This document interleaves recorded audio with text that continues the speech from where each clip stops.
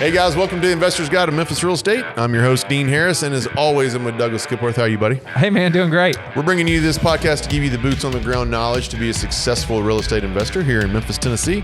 Like and subscribe to the Investor's Guide of Memphis Real Estate on YouTube channel, Spotify, Apple Music, Facebook, wherever you want to listen or watch the podcast. Show sponsors are listed on your screen below. We wouldn't be able to do this show without them. Triumph Construction, River City Title, Cortland Financial, CrestCore Property Management, and Will Griffin with Griffin, Clift, Everton, and Mashmeyer. I help buyers and sellers every day. Dean at CrestCore.com. If you got any questions about any real estate in Memphis, Tennessee, Dean at CrestCore.com. I'll be happy to get you set up on there. My man, let's get that market update today. Oh yeah, been a while. We haven't done a market update in a minute. I wanted to, this will be a quicker podcast than normal, but I wanted to give you just a few tidbits of what we're sensing in the market. Some of this stuff you might have already heard, but some of this stuff you might not have heard. I wanted to give you a little bit of just kind of what's happening here on my team and what's going on with our client base. Rates are flat. I'm not seeing, we had a couple of ticks down and then we had a little tick back up, and now I think we're probably leveling out where we're going to be for a little bit. We've just had an election pass, so we haven't had much come from that. The first of the year, I believe we'll begin to see some movement of some kind. Likely, though, I think we're going to stay the same. I don't know that we're going to start to see just rates tick down at every turn. Yeah, it's so hard because I think when we do this, we immediately think of like the 30-year mortgage for homeowners. Mm-hmm. And then if investors are financing with Fannie or Freddie or some type of conventional long-term 30-year mortgage. But and those rates are tied, they're tied to kind of nerd out, they're tied to the 10-year treasury, which has gone up as the Fed rates have come down. So that's why the long-term rates are still higher for that type of conventional mortgage, or not as low. They dipped, but then they came back up. However, a lot of real estate investing is done on commercial stuff, which is tied to that Fed rate. So, for example, your line of credit, that rate has gone down 3/4 of a point. Your HELOC, if it's tied to prime rate has gone down 3/4 of a point. And it is projected to still go down. So borrowing cost on a short-term basis, or if you're locking in a loan with a bank, has gone down a point. So I think you'd mentioned in a couple episodes ago, maybe it was 5%, maybe it was 7%-ish. Right now-ish. I spoke to a banker on the way. We're 7.75 today. Okay. Because that's what prime is. Yeah. Prime is at 7.75. Yeah. Because it was 8.5 and it's been down 3/4 point. So anyway, all that to say, it's still going to come down on the commercial side with your banks. So that I think there's some opportunity, especially on your line of credit. Houses are selling no matter what. Go ahead. And hard money loans, because hard money loans are more tied to commercial banks than they are to the traditional mortgage. So a hard money loan has gone down a little bit. So hard money loans have come down a little bit on prices. So I think that's a good thing for borrowers who are borrowing. So they're borrowing on a short-term basis, or people who are fixing and flipping. Yeah. So good stuff. So in overall, I think we both kind of agree. Rates are flat. They're about the same. Yes. We're toggling a little bit back and forth, but not much movement. And I don't think 25, as much as some crazy optimistic person would like to tell you, I do not think we're going to go through the year and have, at the end of this time next year, we're looking at 5.25. I don't think we're there. That's not going to happen. So if you're gearing up for that, I'd gear up for something else. I just don't. Maybe in 2 years, 3 years, could we get back to something? Maybe. But I'm here to tell you, I wouldn't plan on just a massive rate reduction. No, I agree. I'd get comfortable with being uncomfortable if that's the status where you're at right now. Houses are selling no matter what the media or anybody in the public is telling you. We have got 31 closings for November. I've got more in December than that. Double. We've had a seller come in and want to sell a good bit. Let's give these numbers, though. Of 31 closings in November, 19 of the 32 are using a loan.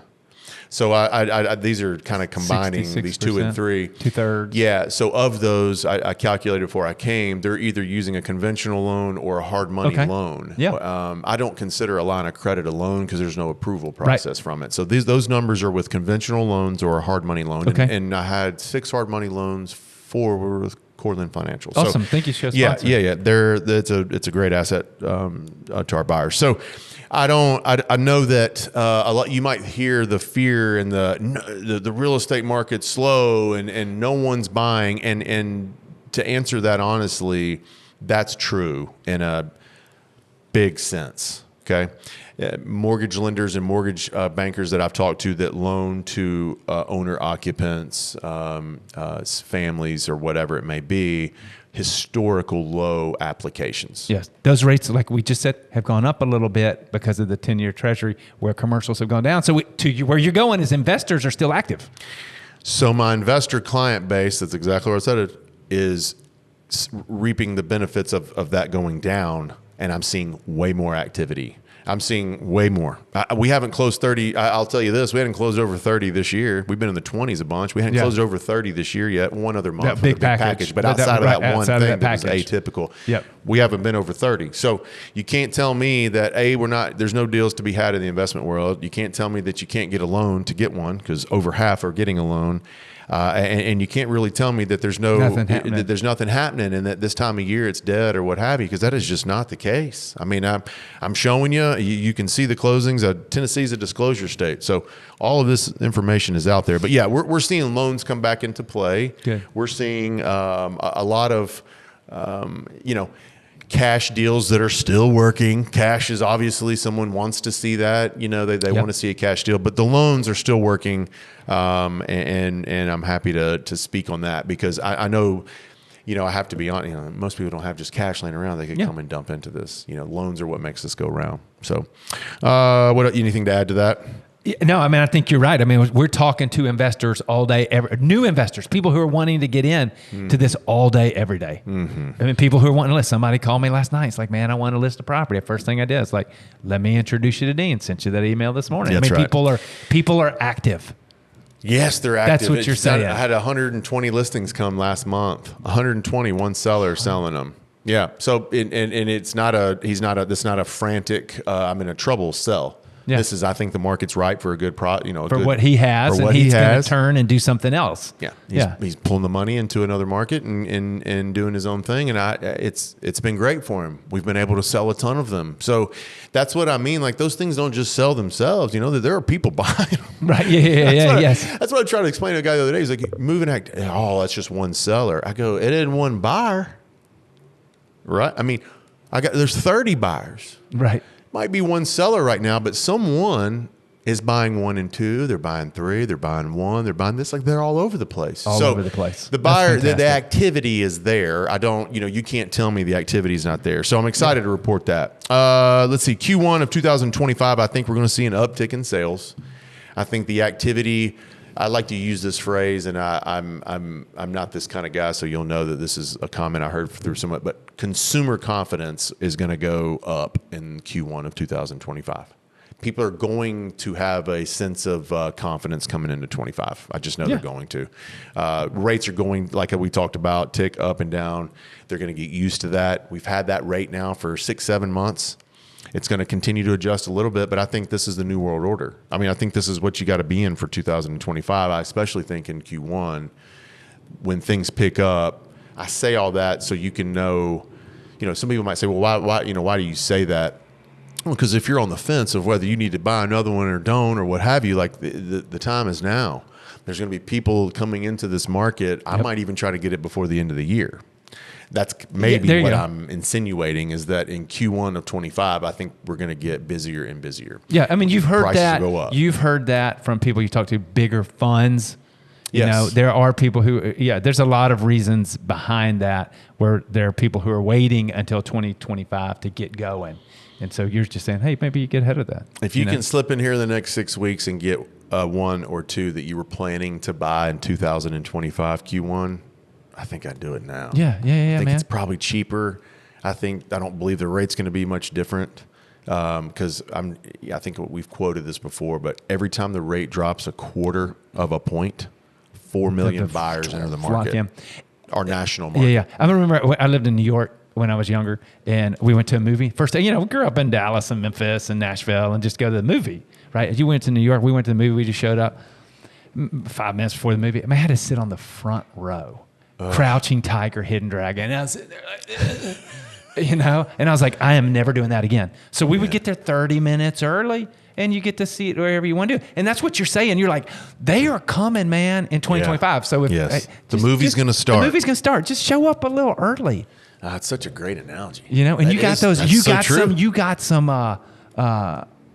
some investment properties for them right now. I have opportunity. Yeah. Those Dean are there. Hey, watch this. Dean at CrestCore.com.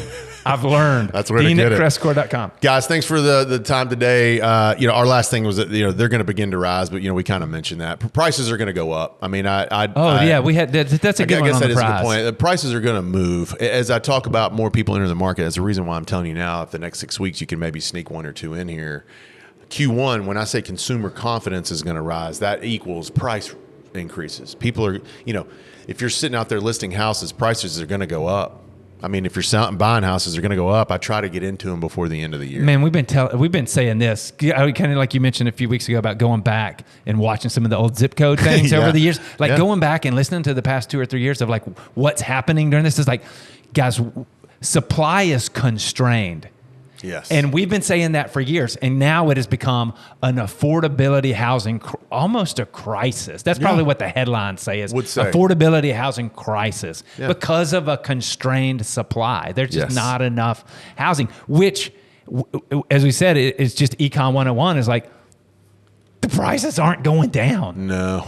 No, I'm telling you, I thought, it's the double-edged sword, right? As an investor, like you want them to go down, so you love sales, right, man? Is there nothing better than to go to Dillard's and get something on sale? Yeah. That's right. 50 years ago, That's right. Dillard's or Sears, J.C. Penney, wherever people shop these days, you go get something on sale. But on the flip side, it's like you love it as an investor because your equity, as the prices don't go down, your value is increased, and so you've got a lot of equity build up. So prices aren't going down. They are not going. They haven't gone down. There's nothing in the economics that would have prices going down. And I really don't believe interest rates are going to go one way or the other to influence you one way or the other.